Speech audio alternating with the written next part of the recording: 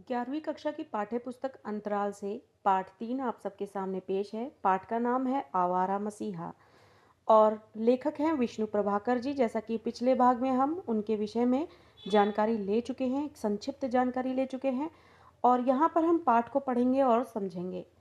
विष्णु प्रभाकर की ही रचना से एक अंश लिया गया है, दिशाहारा अंश, जिसके अंतर्गत हम यहाँ पर ये पाठ जो कि शरद चंद्र की जीवनी से संबंधित है, यानी कि शरद चंद्र के जीवन से संबंधित कुछ वास्तविक घटनाओं को लेकर यहाँ पर बात की जाएगी। और क्योंकि जीवनी है तो जाहिर सी बात है कि यहाँ जिसकी भी जीवनी की बात की जाएगी, जीवनी जो है वो सत्य घटनाओं पर ही आधारित होती है। यानी जिस भी महान लेखक या व्यक्ति के विषय में लिखा जा रहा है, उसकी असल ज़िंदगी और वास्तविक ज़िंदगी से जुड़ी चीज़ों को ही पाठ में बताया जाता है। तो यहाँ पर हम शरद चंद्र के जीवन से संबंधित कुछ घटनाओं को पढ़ेंगे, जिससे हमें कुछ जानकारी शरद चंद्र जी के विषय में मिलेगी और साथ ही हमें सीख भी मिलेगी और पाठ की जानकारी भी मिलेगी। और देखते हैं कि पाठ में हमें शरद चंद्र जी के विषय में क्या बताया है। पाठ का नाम है आवारा मसीहा। किसी कारण स्कूल की आधी छुट्टी हो गई थी। घर लौटकर गांगुलियों के नवासे, नवासे का मतलब होता है बेटी का बेटा या फिर नाती या नातिन कह सकते हैं। तो घर लौटकर गांगुलियों के नवासे शरत ने अपने मामा सुरेंद्र से कहा, चलो पुराने बाग में घूम आते हैं। अब शरद चंद्र के विषय में यहाँ पे बताना शुरू करते हैं कि उनके स्कूल की आधी छुट्टी हो जाती है। वो गांगुलियों के नवासे हैं और वो अपने मामा जिनका नाम है सुरेंद्र, वो उनसे कहते हैं कि चलो पुराने बाग में हम घूम आते हैं। उस समय बहुत गर्मी पड़ रही थी, फूल फल का कहीं पता नहीं था। गर्मी का मौसम था इसलिए बहुत गर्मी तो थी ही, साथ ही फूल फल का कुछ पता ही नहीं था। लेकिन घनी छाया के नीचे निस्तब्धता यानी शांति में समय काटना बहुत अच्छा लगता था। वह अब यहाँ से चला जाएगा। यहाँ पर शरद की बात हो रही है, जो कि अभी जो यहाँ पर प्रेजेंट जगह बताई जा रही है, जहाँ वो अपने मामा के साथ घूमने की बातें कर रहा है या फिर जहाँ रह रहा है, जिस स्कूल की बात की है। अब उसे कुछ ही दिनों में यहाँ से जाना है। क्यों जाना है आगे पता लगेगा। इस बात से शरद का मन बहुत भारी था। किस बात से? कि उसको कुछ ही दिनों में इस जगह को छोड़कर जाना है, लेकिन कहता वह किसी से नहीं था। अब इस बात का उसे बहुत दुख था, मन बहुत भारी था कि उसको ये जगह छोड़कर जानी पड़ रही है, लेकिन वो किसी से भी इस बात को कहता नहीं था। चुपचाप सुरेंद्र के साथ घर से निकल पड़ा। सुरेंद्र जो है उसके मामा, जो कि उम्र में हम उम्र हैं, बराबर के हैं। तो यहाँ पर सुरेंद्र की बात हो रही है, जो कि उसके मामा हैं और हम उम्र हैं। वो चुपचाप दोनों घर से निकल पड़ते हैं। नाते में मामा है और आयु में छोटा होने पर भी दोनों में धीरे धीरे मित्रता के बंधन गहराते आ रहे थे। सुरेंद्र और शरद की बात हो रही है। दोनों ही उम्र में थोड़े छोटे बड़े होने का फर्क लिए हुए हैं, लेकिन उसके बावजूद भी सुरेंद्र जो है रिश्ते में उसके मामा लगते हैं। लेकिन धीरे धीरे दोनों में मित्रता हो जाती है। बाग में पहुंचकर पेड़ों के पास घूमते घूमते वे मानो मन ही मन उनसे विदा लेने लगा। अब वो अपने बागों में घूम रहा है और घूमते ही घूमते मन में एक बात घूम रही है कि उसको कुछ ही दिनों में यहाँ से जाना है। और उन्हीं बगीचों में और उन बगीचों में दिखने वाले जो पेड़ हैं, उन पर उसे प्यार आता है और दुख भी होता है मन में कि उसे कुछ ही दिनों में इनको छोड़कर जाना भी है। शायद वह सोच रहा था कि अब वापस आना हो या ना हो। फिर जैसा कि उसका स्वभाव था, सहसा कूद कर वह एक पेड़ की डाल पर बैठ गया और बातें करने लगा। इन बातों का कोई अंत नहीं था। शरद को बातें करना बहुत पसंद था और उसके इसी व्यवहार का एक पक्ष यहाँ पर बताया जा रहा है कि किस तरीके से वो इस बात से तो परेशान है कि उसको ये जगह छोड़कर जानी है कुछ दिनों में, लेकिन अपने बगीचे में और अपने पेड़ों को देखकर उसको प्यार आता है और सहसा अपने व्यवहार के अनुसार वो पेड़ पर कूद कर बैठ जाता है और बातें करने लगता है, जिसका कोई अंत नहीं है। यानी निरंतर बात करते रहना उसको अच्छा लगता था। कोई सूत्र भी नहीं था, कोई जरिया भी नहीं था। विदा के दुख को छिपाने के लिए ही मानो वह कुछ न कुछ कहते रहना चाहता था। अब वो निरंतर उसका बोलते रहना सिर्फ उसका व्यवहार का ही एक पक्ष नहीं है, बल्कि वो अपने दुख को छुपाना चाहता था कि उसे किसी को मालूम ना हो कि उसके मन में इस बात का थोड़ा सा दुख है, मलाल है कि उसे ये जगह छोड़कर जानी पड़ रही है। बोला, तू दुखी ना हो, हम फिर मिलेंगे और बीच बीच में मैं आता ही रहूंगा। बाग बगीचों से बातें करता है और बोलता है कि तुम दुखी मत होना, हम फिर आएंगे, बीच बीच में आते रहेंगे। फिर आओगे? क्यों नहीं आऊंगा? भागलपुर क्या मुझे कम अच्छा लगता है? अब यहाँ पर सुरेंद्र से बात होती है। सुरेंद्र से बात होते हुए, क्योंकि सुरेंद्र के साथ ही बाग में आते हुए यहाँ पर देखा गया है। और यहाँ पर जब शरत जो है बगीचे में आने के बाद पेड़ों पर उछलता कूदता है, पेड़ों के साथ खेलता कूदता है, बातें करता है, निरंतर बातें करता है जिसका कोई अंत नहीं है। साथ ही फिर वो सुरेंद्र से भी बातें करता हुआ नजर आता है, जो कि उम्र में छोटा है लेकिन साथ ही उसके वो मामा भी लगते हैं रिश्ते से। अब यहाँ उनकी बातें शुरू होती है, जिससे वो बोलता है कि तू दुखी ना हो, हम फिर आएंगे और मिलेंगे, और मैं तो बीच बीच में आता ही रहूँगा। फिर उस पर जवाब में प्रश्न के तौर पे एक जवाब आता है कि आओगे? क्यों नहीं आऊँगा? भागलपुर क्या मुझे कम अच्छा लगता है? अब जिस जगह पर शरत अभी है, वो जगह कौन सी है? भागलपुर। भागलपुर के विषय में वो बोलते हैं कि मैं क्यों नहीं आऊँगा, एकदम से थोड़ी छोड़ दूंगा, जरूर आऊँगा, तुमसे मिलने आऊँगा। क्या भागलपुर मुझे कम अच्छा लगता है? घाट के टूटे स्तूप पर से गंगा में कूदने में कितना मजा आता है। उस पार वे जो झाऊ का वन है, उसे क्या भूल सकूंगा? वह मुझे पुकारेगा और मैं चला आऊंगा। फिर दीर्घ निश्वास लेकर, यानी एक लंबी सांस लेकर, दीर्घ यानी लंबी, निश्वास यानी सांस। अब वो एक लंबी सी सांस लेकर बोलता है कि ओह कितनी प्यारी जगह है ये भागलपुर, देख लेना, मैं अवश्य आऊंगा। 2 क्षण तक दोनों में से कोई नहीं बोला। फिर सहसा शरत ने कहा, पेड़ पर चढ़ना बड़ा जरूरी है। मान लो किसी वन में जा रहे हैं, हठात संध्या का अंधकार फैल गया, चारों ओर से हिंसक पशुओं की आवाज उठने लगी। तब यदि पेड़ पर चढ़ना आया तो महाविपद, महाविपद यानी बहुत बड़ी समस्या। अब यहाँ पर शरत जो है पेड़ों पर चढ़ने के फायदे बता रहे हैं। जैसा कि उनका व्यवहार है, उनको बोलना अच्छा लगता है, उनके पास बातें बहुत होती हैं। वहीं से एक बात ये भी शुरू होती है कि पेड़ों पे चढ़ने के भी बहुत फायदे हैं।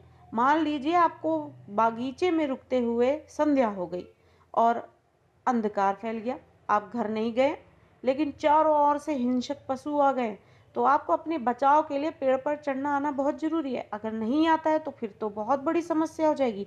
महाविपद यानी बहुत बड़ी, विपद मतलब समस्या। सुरेंद्र ने पूछा, अगर गिर पड़े तो? शरत ने कहा, गिरेगा क्यों रे? वह और ऊपर चढ़ गया और एक कपड़े से कमर को पेड़ की एक मोटी मोटी शाखा से बांधा और लेट गया। बोला, इस तरह सोकर रात काटी जा सकती है।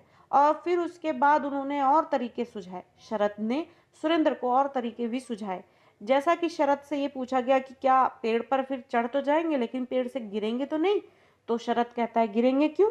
फिर उसके बाद ना गिरने के तरीके भी बताता है कि किस तरीके से अपने कपड़ों से पेड़ का इस्तेमाल करते हुए एक मोटी शाखा से पेड़ कपड़ों को बांधकर उस पर हम लेटने बैठने का इंतजाम भी कर सकते हैं, और इस तरह सोकर रात काटी जा सकती है। ये बताकर वो ये बात मन में बैठा तो चुका ही होता है, साथ ही सुरेंद्र को भी समझाने की कोशिश करता है कि यहाँ ये भी एक तरीका है जिससे कि हम पेड़ पर चढ़ने के बाद रात काट सकते हैं। यहाँ पर नाना के घर रहते शरत को लगभग 3 वर्ष हो गए थे। अब शरत जो है वो नाना के घर पे हैं, तो नाना के घर पे रहते हुए 3 साल हो चुके हैं। इससे पहले भी वो माँ के साथ कई बार आ चुका था। सबसे पहली बार उसकी माँ जब उसको लेकर आई थी तो नाना नानियों ने उस पर धन और अलंकारों की वर्षा की थी। अब यहाँ से बात शुरू होती है नाना के घर की। शरत जो है अपने नाना के घर जाते हैं और नाना के घर रहते हुए उसे अब 3 साल हो चुके होते हैं। क्या कारण है इसका, वो हमें पाठ में आगे पता जरूर चलेगा। यहाँ पर बताया जा रहा है कि नाना के घर रहते हुए शरत को 3 साल हो चुके हैं और इससे पहले भी वो माँ के साथ आ चुका है जब उसका जन्म हुआ था। तब की बात कुछ और थी। नाना नानियों ने उस पर तब उस वक्त इतना धन और अलंकार यानी गहनों की वर्षा की थी, क्योंकि नया नया बच्चा पैदा हुआ था और लड़का था। नाना केदारनाथ ने एक कमर में सोने की तगड़ी पहनाकर उसे गोद में उठाया था। ये तब की बात बता रहा है जब उसका जन्म हुआ था और नाना नानियों ने उस पर धन और अलंकारों की वर्षा की थी। और नाना, जिनका नाम केदारनाथ है, उन्होंने कमर में सोने की तगड़ी बांधी थी। छोटे बच्चों के कमर में और काले धागे की भी एक तगड़ी बांधी जाती है, लेकिन यहाँ पर लाड होने की वजह से सोने की तगड़ी बांधी गई थी शरत को और उसे फिर गोद में उठाया गया था। उस परिवार में इस पीढ़ी का वो पहला लड़का था। लेकिन 3 वर्ष पहले का ये आना कुछ और ही तरह का था। उसके पिता मोतीलाल, अब यहाँ पर शरत ये बताते हैं कि जब ये तो पहले की बात थी जब उसका जन्म हुआ था और नाना नानियों ने किस तरीके से उसके ऊपर इतनी धन वर्षा और अलंकार वर्षा की थी और इतना लाड उसे मिला था। लेकिन आज से 3 साल पहले जब वो यहाँ आया था और अब ये 3 वर्ष जो बीत चुके हैं, इसमें फ़र्क क्या है? 3 साल हो चुके हैं उसे अपने नाना के यहाँ पे रहते हुए। उसके पिता यानी शरद के पिता जो हैं, जिनका नाम मोतीलाल है, वो यायावर प्रकृति के स्वप्नदर्शी व्यक्ति थे।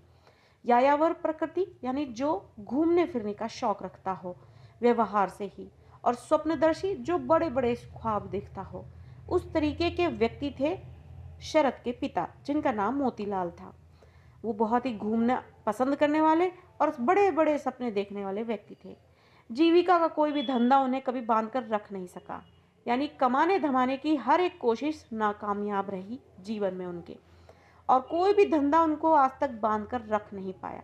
चारों ओर से लांछित होकर बदनाम होने के बावजूद भी वे बार बार काम की तलाश करते थे। नौकरी भी मिल जाती थी तो उनके शिल्पी मन और दास्ता के बंधन में कोई सामंजस्य नहीं हो पाता था। शिल्पी मन यानी जो शिल्पकार हो, जिसको आप कह सकते हैं क्रिएटिव माइंड जो है। तो शिल्पी क्यों? क्योंकि उसके पिता जो है लिखते थे, लेकिन वो लेख भी कभी पूरा नहीं कर पाते थे, जो हमें पाठ में आगे चल के पता चलेगा। अब यहाँ पर ये बताया जा रहा है कि नौकरी मिल भी जाती थी तो उसमें ऐसी कौन सी रुकावट आती थी जिसकी वजह से नौकरी नहीं कर पाते थे शरद के पिता, और जीविका का कोई माध्यम बंध नहीं पाता था। उसका कारण ये था कि जो उनका शिल्पी मन था और दास्ता के बंधन में, दास्ता का बंधन, नौकरी पेशा करने वाला व्यक्ति जो है अपने मालिक का दास ही होता है, जहाँ पर उसके बनाए हुए नियम में ही जीना पड़ता है। तो वो दास्ता का बंधन जो है उसके पिता को किसी भी तरीके से सामंजस्य नहीं करा पाता था, यानी एडजस्टमेंट नहीं कर पाते थे। कुछ दिन उसमें मन लगाते, परंतु फिर एक दिन अचानक बड़े साहब से झगड़कर उसे छोड़ बैठते और पढ़ने में व्यस्त हो जाते या फिर कविता करने लगते। कहानी, उपन्यास, नाटक सभी कुछ लिखने का शौक था उनको। चित्रकला में भी रुचि थी। सौंदर्य बोध भी कम नहीं था, यानी कि सुंदरता की जो समझ होती है उसकी भी कोई कमी नहीं थी। सुंदरता सिर्फ वही नहीं होती जो व्यक्ति में देखी जाती है, सुंदरता वो भी है जो संसार में हर एक चीज में सुंदरता है उसको देखने की भी क्षमता रखे, उसको सौंदर्य बोध की क्षमता कहते हैं। सौंदर्य बोध, सौंदर्य मतलब सुंदरता, बोध का मतलब समझ, तो सौंदर्य को देखने और समझने की क्षमता। सुंदर कलम में नया निब लगाकर बढ़िया कागज पर मोती जैसे अक्षरों में रचना आरंभ करते। अब उनके पिता की, शरद के पिता की ही बात यहाँ पर आगे बढ़ाते हुए कहा जाता कि उन्हें लिखने का शौक था, सौंदर्य बोध की उन्हें बहुत अच्छी समझ थी, सौंदर्य की बहुत समझ थी उन्हें। सुंदर सी कलम लेते, उसमें नया निब लगाते, बढ़िया सा कागज, उस पर मोती जैसे अक्षरों में रचना आरंभ करते। परंतु आरंभ जितना महत्वपूर्ण होता, अंत उतना ही महत्वहीन हो जाता। यानी जितने ही शौक से वो लिखने बैठते थे, उतनी ही निराशा के साथ वो रचना अधूरी ही रह जाती थी उनकी, कभी भी पूरी नहीं हो पाती कोई रचना। अंत की अनिवार्यता यानी अंत करना। अब किसी लेख को लिखने की शुरुआत जिस चाव से की है उसको अंत करने कितना जरूरी है, वो अनिवार्यता मानो उन्होंने कभी स्वीकार ही नहीं की, बीच में ही छोड़कर नई रचना आरंभ कर देते। शायद उनका आदर्श बहुत ऊंचा था, शायद अंत तक पहुंचने की क्षमता ही नहीं थी उसमें, वह कभी कोई रचना पूरी ही नहीं कर सके। एक बार बच्चों के लिए उन्होंने भारतवर्ष का एक विशाल मानचित्र तैयार करना आरंभ किया। अब एक बार की घटना का यहाँ पर वर्णन हो रहा है कि शरद के पिता, जैसा कि उनका व्यवहार है कि वो बड़े ही शौक से कुछ भी लिखना शुरू करते थे, लेकिन कभी भी उसको, उस लेख को समाप्त नहीं करते थे, उसका अंत नहीं कर पाते थे। वैसे ही एक बार बच्चों के लिए उन्होंने भारत का नक्शा बनाने की तैयारी की, परंतु तभी मन में एक प्रश्न जाग आया, क्या इस मानचित्र में हिमाचल की गरिमा का ठीक ठीक अंकन हो सकेगा? यानी हिमाचल जिस तरीके से दिखता है, जो उसकी पहचान है, जो उसकी ऊंचाई है, क्या मैं उसकी गरिमा का पालन करते हुए उसको ठीक ठीक अंकित कर पाऊंगा? यहाँ पर नहीं हो सकेगा। बस फिर किसी भी तरह वह काम आगे कभी बढ़ ही नहीं सका। इस तरह मोतीलाल की सारी कला साधना व्यर्थता में ही सफल हुई। मोतीलाल यानी शरद के पिता। अब यहाँ पर उनकी जो कला साधना है उसकी व्यर्थता कितनी सफल होती है वो दिखाया जा रहा है। यानी बाकी काम की तरह ये काम भी बीच में ही अटक कर रह गया और इसको सफलता नहीं मिली, व्यर्थ हो गया, बेकार हो गया, ये कला साधना बेकार हो गई। ये भी यहाँ पर परिवार का भरण पोषण उनके लिए असंभव हो गया, उनसे नहीं हो पाएगा ये। जैसा कि सब डायलॉग सुनते हैं आजकल, तुमसे नहीं हो पाएगा बेटा, वही वाला हाल हो गया यहाँ पर कि परिवार का भरण पोषण अब उनके लिए असंभव सा हो चुका था। ये देखकर शरद की माँ भुवन मोहिनी ने पहले तो पति को बहुत कुछ कहा सुना, फिर अपने पिता केदारनाथ से याचना की, यानी उनसे निवेदन किया, प्रार्थना की, और एक दिन सबको लेकर भागलपुर चली आई। मोतीलाल एक बार फिर घर जमाई होकर रहने लगे। अब यहाँ पर बात होती है कि भुवन मोहिनी जो कि शरद की माँ है, मोतीलाल जो कि शरद के पिता हैं, इन सब चीज़ों से भुवन मोहिनी जो है परेशान हो चुकी थी। घर का पालन पोषण नहीं हो पा रहा था। जब तक जीविका नहीं होगी, कमाई नहीं होंगे, पैसा नहीं आएगा घर में, घर कैसे चलेगा, इन चीज़ों से वो परेशान हो चुकी थी। केदारनाथ से उन्होंने याचना की, केदारनाथ जो कि शरद के नाना हैं, और इस तरीके से उन्होंने जब याचना की, बेटी का दुख दर्द समझकर उन्होंने सबके लिए हाँ बोली, और इस स्वीकार्यता के साथ वो भागलपुर अपने परिवार के साथ चली आई, और मोतीलाल एक बार फिर से घर जमाई होकर रहने लग जाते हैं। भागलपुर जो कि हमने शुरुआत में ही पढ़ा कि भागलपुर में ही है, और किस तरीके से शरत जो है वो सुरेंद्र से कहता है कि भागलपुर को मैं क्या ऐसे ही भूल पाऊंगा। अब वो चीज़ हम जब पाठ के आखिर तक पहुंच पाएंगे तो कनेक्ट होगी वो बात कि भागलपुर को छोड़ने की बात पाठ के शुरुआत में शरत क्यों कहते हैं, क्योंकि उनका बाकी का जीवन अभी तक तो जो बताया जा रहा है वो 3 वर्ष का समय वो अपने नाना के यहाँ बिताते हैं, और उसके पीछे का कारण ये होता है कि उनके पिता जो हैं अपने परिवार का भरण पोषण नहीं कर पाते। इस वजह से उनकी माँ उनके पूरे परिवार को लेकर अपने पिता के पास यानी शरद के नाना के पास आ जाती हैं, और उस तरीके से मोतीलाल जो एक बार फिर से घर जवाई होकर रहने लगते हैं। भागलपुर आने पर शरद को दुर्गाचरण ME स्कूल की छात्रवृत्ति क्लास में भर्ती करा दिया जाता है।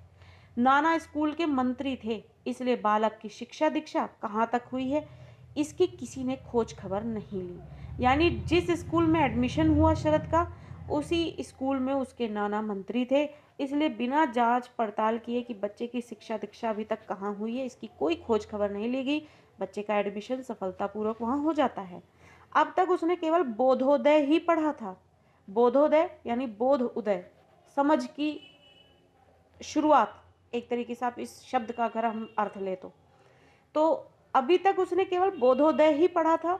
यहाँ उसे पढ़ना पड़ा सीता वनवास, चारु पाठ, सद्भाव सद्गुरु और प्रकांड व्याकरण।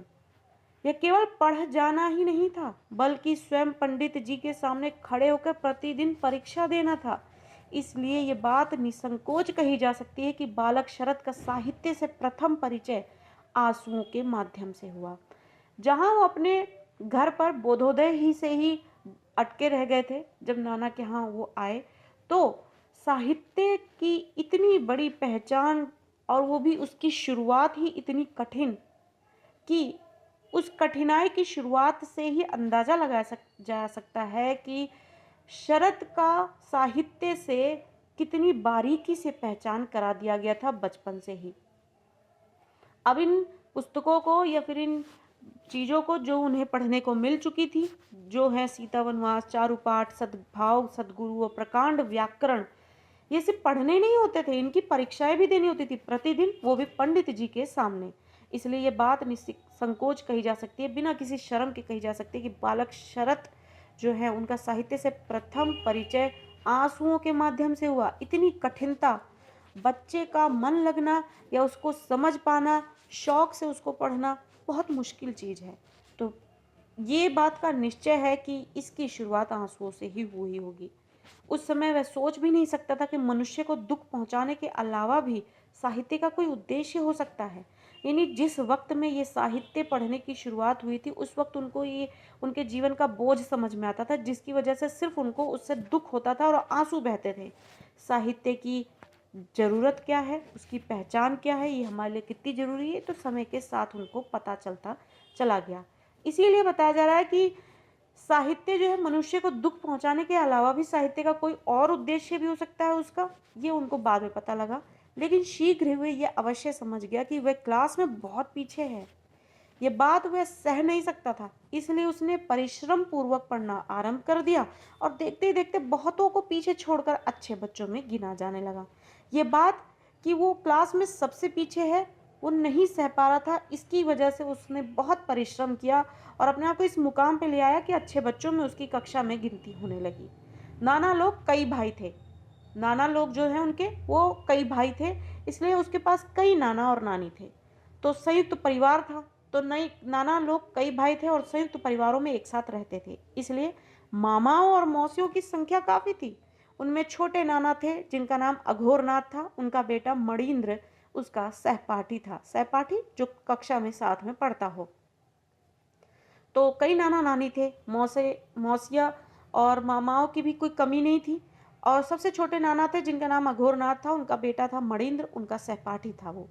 उन दोनों को घर में पढ़ाने के लिए नाना ने अक्षय पंडित को नियुक्त कर दिया था। वे मानो यमराज के सहोदर थे। सहोदर का मतलब सह उदर, यानी एक ही पेट से जन्मे बच्चे। तो ऐसा लगता था यमराज जो के समान ही थे वो अक्षय पंडित, यानी यमराज और उनकी उत्पत्ति, यानी कि उनका एक सा होना यहाँ पर समझाने की कोशिश की जा रही है। मानते थे कि विद्या का निवास गुरु के डंडे में है। उनका मानना यह था कि विद्या का निवास जो है वो सिर्फ गुरु के डंडे में होता है। जब तक गुरु डंडा नहीं चलाएगा, ज्ञान नहीं बढ़ेगा। इसलिए बीच बीच में सिंह गर्जना के साथ साथ रुदन की करुण ध्वनि भी सुनाई देती रहती थी। बच्चों की पढ़ाई चल रही है, अक्षय पंडित अपनी भूमिका निभा रहे हैं और उनका ये मानना है कि डंडे से ही, गुरु के डंडे में ही ज्ञान छुपा है और उसी से ही ज्ञान का भंडार सामने आता है और लेने वाला उसको अच्छे से ले पाता है। इसलिए बीच बीच में सिंह के समान गर्जना होती थी, यानी जो अक्षय पंडित थे वो अपनी गर्जना से पढ़ाते हुए महसूस होते थे और बच्चों का उस गर्जना को सहना उनकी रुदन, यानी रोने की करुण ध्वनि के साथ, यानी वो उनके रोने में वो जो दर्द था वो ध्वनि सुनाई देती रहती थी। इस विद्या अध्ययन के समय शरारत कम नहीं चलती थी। शरत यहाँ भी अग्रणी था, यानी सबसे आगे था। शरत जो है वो परिश्रम तो करते ही थे, लेकिन उसके साथ ही वो बहुत शरारती थे और शरारत में भी वो सबसे आगे थे। उस दिन तेल के दिए के चारों ओर बैठकर सब बच्चे पढ़ रहे थे और बरामदे में निवाड़ के पलंग पर लेटे हुए, निवाड़ के पलंग, पलंग जो निवाड़ से बुना हुआ होता था, वो निवाड़ के पलंग पर लेटे हुए नाना सुन रहे थे। सहसा वो बोल उठे, क्यों, पुराना पाठ याद कर रहे हो? आज नया पाठ नहीं पढ़ा गया? नहीं। क्यों? पंडित जी नहीं आए, उन्हें बुखार आ गया है। बस नाना ने घर के सेवक, यानी आप जिसे बोलते हैं नौकर, सेवक को, मुशाई, यानी उनका नाम मुशाई था, उनको पुकारा। मुशाई, लालटेन जलाओ, पंडित जी को बुखार आ गया है, देखने जाना है। वे स्कूल के मंत्री नहीं, समाज के नेता भी थे। कौन? शरत के नाना। जैसे ही शरत ने अपनी शरारत शुरू की और ये बोला कि आज पंडित जी नहीं आए इसलिए हम पुराना पाठ पढ़ रहे हैं, तो नाना जो है घर से निकल जाते हैं पंडित जी का हालचाल लेने के लिए और यहाँ पर मौका मिलता है बच्चों को शरारत करने का। वे स्कूल के मंत्री ही नहीं थे, समाज के नेता भी थे। मनुष्य के साथ कैसा व्यवहार करना चाहिए, इसमें वे आदर्श माने जाते थे। यानी कि लोगों के साथ मिलना जुलना और किस समय पे किस व्यक्ति की ज़रूरत और उसके हालचाल का, ये सारी चीज़ें उन्हें बहुत ही उसकी समझ थी, इसलिए वो आदर्श माने जाते थे। उनके जाते ही शरत ने घोषणा की, cat is out, let mouse play. यानी कि अब अगर इसका हिंदी अनुवाद किया जाए, यानी बिल्ली बाहर है, अब चूहे दौड़ लगा सकते हैं। तो यहाँ पर अब नाना, जिनकी सख्ती की वजह से बच्चे पढ़ रहे थे, वो तो बाहर चले गए हैं पंडित जी की हालचाल लेने के लिए। अब बच्चे यहाँ पर मौज करना शुरू कर सकते हैं और ये शरत की घोषणा होती है। कहते हैं cat is out, let mouse play. और तुरंत ही समवेत, यानी इकट्ठे एक गान का यह स्वर वहां गूंज उठता है। Dance little baby dance up high, never mind baby mother is नाई। Crow and caper, caper and crow, there little baby, there you go. Up to the ceiling, up to the ground, backward and forward, round and round. Dance little baby and mother live, will sing merrily, merrily, ding, ding, ding. एक उत्साही बालक ने इस अंतिम पंक्ति का तुरंत से हिंदी अनुवाद भी प्रस्तुत कर दिया। खुशी से तक धिनाधिन। एक दिन न जाने कहां से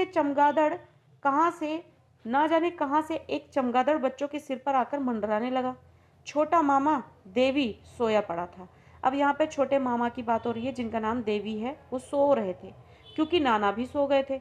तब बाकी बच्चों को का पढ़ना आखिर कैसे होता? चमगादड़ को देखकर मणि और शरद के हाथ जो है वो खुजलाने लगे। मणि जो कि सहपाठी है और उनके छोटे नाना के ही बेटे हैं और सहपाठी हैं, और यहाँ पर उन शरद के जो छोटे मामा हैं वो अभी सो रहे हैं, और इस शरद के जो है वो मामा लगते हैं और मणि के इस तरीके से वो मणि के वो इस तरीके से यहाँ पर चाचा हो जाते हैं। उनके हाथ खुजलाने लगते हैं। अब यहाँ हाथ खुजलाने का मतलब कि उनको उनको यहाँ पर उत्साह के साथ वो एक शरारत करने की अब सोचने लग जाते हैं। लाठियां लेकर वे उसे पकड़ने दौड़े। चमगादड़ आया है और उस चमगादड़ को पकड़ने के लिए वो लाठियां लेकर दौड़ने लग जाते हैं। फिर जो युद्ध मचा उसमें चमगादड़ तो जंगल में से होकर निकल गया, लेकिन लाठी जो है वो दिए में जाकर लग जाती है। चादर पर तेल फैलता हुआ और वह बुझकर गिर पड़ता है। यह देखकर मणि और शरद दोनों चुपचाप वहां से पलायन कर जाते हैं। अब यहाँ पर एक घटना यहाँ पर ये बताई जा रही है कि एक बार जब उनके छोटे मामा सोते हैं शरद के और नाना भी सो जाते हैं, चमगादड़ आता है और उनको देखकर शरारत सूझती है मणि को और शरद को। शरद को जैसे ही शरारत सूझती है वो डंडा लेकर चमगादड़ के पीछे भागते हैं। चमगादड़ तो उड़ता हुआ चला जाता है जंगल में, लेकिन जो दिया जल रहा होता है रात के समय में, वो दिया बुझकर गिर जाता है और सारा तेल चादर पर फैल जाता है। ये देखकर मणि और शरद जो वहां से चुपचाप भाग जाते हैं, पलायन कर यानी बचकर भाग जाते हैं। नाना की आंख खुल जाती है, देखते हैं घोर अंधकार फैला हुआ है। पुकार उठते हैं यानी बुलाते हैं, मुशाई मुशाई मुशाई यानी जो कि उनका सेवक है। मुशाई दौड़ा दौड़ा आया, जी बात ही क्यों बुझ गया। दिया सलाई जलाकर मुशाई ने देखा कि वहां ना तो मणि है और ना ही शरद है, केवल देवी गहरी नींद में सोया है। बोला, मणि और शरद तो खाना खाने गए, देवी ने बत्ती गिरा दी है। और इस तरीके से यहाँ पर मिसअंडरस्टैंडिंग में देवी यानी जो कि शरद के मामा है, जो कि वहीं पे सो रहे होते हैं, ये मान लिया जाता है कि देवी ने ही दिया गिरा दिया है। इस अपराध की कोई क्षमा नहीं थी। केदारनाथ जो कि शरद के नाना थे, देवी का कान पकड़ते हैं, उनको उठाते हैं और मुशाई से कहते हैं इसे ले जाकर अस्तबल में बंद कर दो, और सजा के तौर पर उन्हें अस्तबल में बंद कर दिया जाता है। अगले दिन मामा को प्रसन्न करने के लिए वो गहरी रिश्वत देनी पड़ती है, लेकिन देवी पर माँ सरस्वती की कम ही कृपा थी, यानी समझ कम थी। माँ सरस्वती का मतलब कि बुद्धि का होना, तो यहाँ पर बोला जा रहा है कि लेकिन देवी पर माँ सरस्वती की कम कृपा थी, यानी कम समझ थी उन्हें। तो शरद के मामा जो है बड़े मामा ठाकुरदास, अब यहाँ पे शरद के बड़े मामा का नाम बताया जा रहा है, ठाकुरदास है उनका नाम। वो सभी बच्चों की शिक्षा की देखभाल करते थे। वे गांगुली परिवार की कट्टरता और कठोरता के सच्चे प्रतिनिधि थे। उस दिन क्या हुआ, मोतीलाल बच्चों को लेकर गंगा के किनारे घूम रहे थे कि अचानक ठाकुरदास आ पहुंचे। मोतीलाल यानी जो शरद के पिता हैं, मोतीलाल बच्चों को लेकर गंगा के किनारे घूम रहे थे। अचानक ठाकुरदास जो कि शरद के बड़े मामा हैं वो आ जाते हैं। उनकी दृष्टि में यह अक्षम्य अपराध था। अक्षम्य यानी जिसे क्षमा ना किया जा सके वो अपराध था ये, जो कि मोतीलाल कर रहे थे। मोतीलाल शरद के पिता बच्चों को गंगा के किनारे लेकर घूम रहे थे, क्योंकि नाना शरद के जो नाना का जो परिवार था उनका मानना था कि बच्चों के लिए घूमना फिरना या फिर उन्हें किसी भी तरीके की ऐश कराना या उन्हें खुला छोड़ देना जो है उनके लिए नुकसानदेह होता है। उन्हें सिर्फ और सिर्फ पढ़ना चाहिए। उन्होंने बच्चों को तुरंत परीक्षा के लिए प्रस्तुत होने का आदेश दे दिया। किसने? ठाकुरदास ने, जो कि सबसे बड़े मामा थे। किसी तरह मणि और शरद तो मुक्ति पा गए, लेकिन देवी ने जगन्नाथ शब्द का संधि विच्छेद जो किया, जगन्नाथ। अब यहाँ पर देवी जो कि उसके सबसे छोटे मामा थे, जगन्नाथ शब्द का संधि विच्छेद जो है वो गलत कर देते हैं और संधि विच्छेद में जगन्नाथ कर देते हैं। इस अपराध का दंड पीठ पर चाबुक खाना तो था ही, अस्तबल में बंद होना भी था। परंतु शरद पर इन बातों का कोई असर नहीं होता था। यहाँ तक कि स्कूल में भी वो दुष्टता करने में कभी नहीं चूकता था। अक्सर वहाँ की घड़ी समय से आगे चलने लगती। अब यहाँ पर एक और घटना यहाँ पर प्रस्तुत की जा रही है जो शरद द्वारा की जाती है, और शरद ने इस घटना में यहाँ पर अपनी क्या भूमिका निभाई ये भी दिखाया जाता है कि शरद जो है परिश्रमी तो थे ही, लेकिन वो कितने बड़े शरारती थे ये भी उनके इस व्यवहार का एक पक्ष था। उसको ठीक करके चलाने का भार वैसे अक्षय पंडित पर था। अक्षय पंडित जो उनको घर पे पढ़ाने आते थे, वो स्कूल में चलने वाली घड़ी को उसका टाइम सही चलते रहना चाहिए, उसकी जिम्मेदारी उन पर थी। लेकिन 2 घंटे खूब जमकर काम करने के बाद तंबाकू खाने की जब इच्छा हो आई उन्हें, तो वो तंबाकू खाने की इच्छा हुआ ना, स्वाभाविक था। तब वे स्कूल के सेवक जगुआ की पाठशाला में जा उपस्थित होते हैं। इसी समय शरत आते हैं। उनकी प्रेरणा से दूसरे छात्र उस घड़ी को 10 मिनट आगे कर देते हैं। कई दिन तक जब उनकी चोरी नहीं पकड़ी गई तो उनका साहस और बढ़ गया। यानी यहाँ पे शरत और बाकी बच्चे जो उसके साथ मिल जाते हैं, वो यहाँ पर एक शरारत करते हैं। वो स्कूल की घड़ी का समय जो है 10 मिनट बढ़ा देते थे, और इस घड़ी की जिम्मेदारी जो है वो अक्षय पंडित की थी, जो उनको घर पे पढ़ाने आया करते थे, या फिर उनको जो पढ़ाया करते थे, जिनको जिम्मेदारी दी गई थी घर के बच्चों को पढ़ाने की। अब यहाँ पर बच्चे जो हैं रोज 10 मिनट घड़ी आगे बढ़ा देते हैं। जब बहुत दिनों तक उनकी ये चोरी पकड़ी नहीं गई तो उनका साहस बढ़ जाता है। वो सोचते हैं अब और थोड़ी इसमें शरारत बढ़ाई जाए। वे घड़ी को आधा घंटा आगे करने लगे। पहले 10 मिनट करते थे, अब वो आधा घंटे करने लगे। इसके बाद कभी कभी वो 1 घंटा भी आगे हो जाती थी। उस दिन 3 का समय होने पर उसमें 4 बजे थे। अभिभावकों को, यानी कि जो पेरेंट्स हैं, उनके मन में संदेह होने लगा, लेकिन पंडित जी ने उत्तर दिया, मैं स्वयं घड़ी की देखभाल करता हूँ। और इस तरीके से किसी जाने माने या लंबे समय से किसी विद्यालय में काम करने वाले व्यक्ति का इस तरीके से जवाब देने से अभिभावक भी जो है कई बार उनकी बातों में विश्वास बना लेते हैं। और वैसा ही हुआ जब अक्षय पंडित ने कहा कि मैं स्वयं घड़ी की देखभाल करता हूँ, कुछ इसमें परेशानी नहीं है, आगे पीछे कुछ नहीं है। उत्तर तो उन्होंने दे दिया, लेकिन शंका उनके भी मन में थी। इसलिए उन्होंने चुपचाप इस रहस्य का पता लगाने का प्रयत्न किया। एक दिन पाठशाला से वो असमय ही लौट आए। यानी ये शरारत कब की जाती थी? जब अक्षय पंडित पानशाला जाया करते थे पान खाने के लिए, जब उन्हें तंबाकू खाने की इच्छा होने लगती थी, और उसी समय में ये शरारत होती थी। अब उनको इस शरारत का पता लगाना था, तो अक्षय पंडित एक दिन पानशाला से बिना समय के ही लौट आए। यानी जब वो पहले जिस समय पे आया करते थे उससे पहले ही आ गए। क्या देखते हैं कि बच्चे एक दूसरे के कंधे पर चढ़कर घड़ी को आगे कर रहे हैं। बस वे गरज उठे और सब लड़के तो निमिष मात्र में वहां से भाग गए। यानी पलक झपकते ही जैसे वहां से भाग गए। लेकिन शरत जो है वो भले लड़के, यानी एक बहुत भोले भाले बच्चे की तरह वहां पे अभिनय करता हुआ बैठा रहा। पंडित जी ये कभी नहीं जान सके कि इस सारे नाटक का निर्देशक जो है वो निदेशक वही है। उसने कहा, पंडित जी आपके पैर छूकर कहता हूँ, मुझे कुछ नहीं मालूम, मैं तो मन लगाकर सवाल निकाल रहा था। उस समय की उसकी मुख भंगी देखकर, यानी उसके एक्सप्रेशंस देखकर कौन अविश्वास कर सकता था? यानी कौन उसकी बात पर ऐसे विश्वास नहीं कर पाता कि हाँ ये भला है, ये भोला है, इसने कुछ नहीं किया। अपने असीम साहस यानी कि एक नेक्स्ट लेवल का जो गट्स है, आप बोल सकते हैं कि असीम साहस था उसमें, वो ताकत थी कि हम इस सिचुएशन का भी सामना कर सकते हैं इस तरीके से बातें बनाकर। वो साहस था शरत में। तो अपनी इस असीम साहस और सूझबूझ के कारण जिस प्रकार वे घर में मामा लोगों के दल का यानी समूह का दलपति बन गया था, इसी साहस की वजह से ही वो अपने घर में अपने मामा लोगों का के दल का समूह का जो है वो मुखिया बन गया था। दलपति, दल का मतलब होता है समूह, पति का मतलब मुखिया। तो अपने उस समूह का जो है वो मुखिया बन चुका था। और उस समूह में कौन शामिल थे? मामा लोग। उसी प्रकार स्कूल के विद्यार्थियों के नेतृत्व का भार भी अनायास ही उसके कंधों पर आ गया। और इसी चालाकी की वजह से धीरे धीरे जैसे उसने घर में मुखिया बन गया अपने मामा के समूह का, उसी प्रकार से वो अपने स्कूल में भी विद्यार्थियों के नेतृत्व का भार भी अनायास ही उसे मिल जाता है। उसके शौक भी बहुत थे, जैसे पशु पक्षी पालना और उपवन लगाना, बगीचे लगाना। लेकिन उनमें सबसे प्रमुख था तितली उद्योग।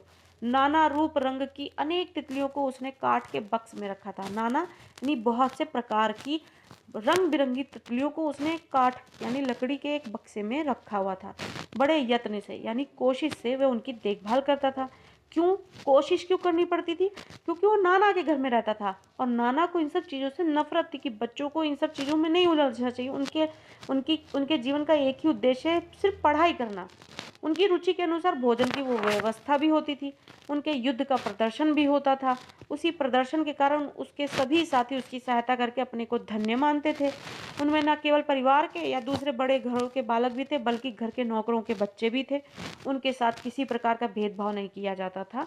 ये शरत के राज की बात है। यानी कि शरत ने जो तितली पाल रखा था, उन तितलियों के साथ उनके जीवन ऐसे बीता करते थे कि वो उनका युद्ध प्रदर्शन भी करते थे। प्रदर्शन के कारण उनके सभी साथी जो है उसकी मदद भी करते थे और खुद को धन्य भी मानते थे, बहुत खुश होते थे। और इन सब चीज़ों में घर परिवार के लोग भी शामिल थे। दूसरे घरों के बच्चे भी शामिल थे, यहाँ तक कि नौकरों के बच्चे भी शामिल थे। और इस तरीके का कोई भेदभाव नहीं था कि ऊंच नीच या रंग भेद, कोई किसी तरीके, सब बराबर हैं और सब लोग तितली के साथ यहाँ पर मौज किया करते थे।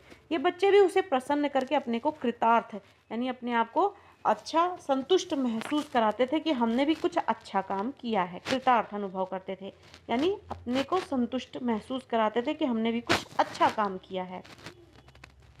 अपने उपवन में उसने अनेक प्रकार के फूल, गाछ और लता गुल्म लगाए थे। फूल गाछ यानी फूल पत्तियों को से सजा रखा था। लता यानी कि आप जैसे जिसे बेल कहते हैं, बेलों से सजा रखा था। ऋतु के अनुसार यानी मौसम के अनुसार जूही, बेला, चंद्रमल्लिका और गेंदा आदि के फूल भी खिलते और दलपति यानी कि उस समूह का जो मुखिया था, उसके साथ सभी बच्चे गदगद हो उठते थे। और दलपति कौन था? शरत। इस उपवन के बीच में गड्ढा खोदकर एक तलैया का निर्माण भी किया गया था। उस पर टूटे शीशे का आवरण था। साधारणतः वह उस पर मिट्टी लीप देता, परंतु कोई विशिष्ट व्यक्ति देखने आता तो मिट्टी हटाकर उसे वो चकित कर देता था। लेकिन ये सब कार्य उसे लुक छिप कर करने पड़ते थे। लुक छिप कर यानी कि छुप छुपा कर करने पड़ते थे, क्योंकि नाना लोग इन्हें पसंद नहीं करते थे। उनकी मान्यता थी कि बच्चों को केवल पढ़ने का ही अधिकार है। प्यार, आदर और खेल से उनका जीवन नष्ट हो जाता है। सवेरे स्कूल जाने से पहले घर के बरामदे में उन्हें चिल्ला चिल्ला कर पढ़ना चाहिए और संध्या को स्कूल से लौटकर रात के भोजन तक चंडी मंडप में दीवे के चारों ओर बैठकर पाठ का अभ्यास करना चाहिए।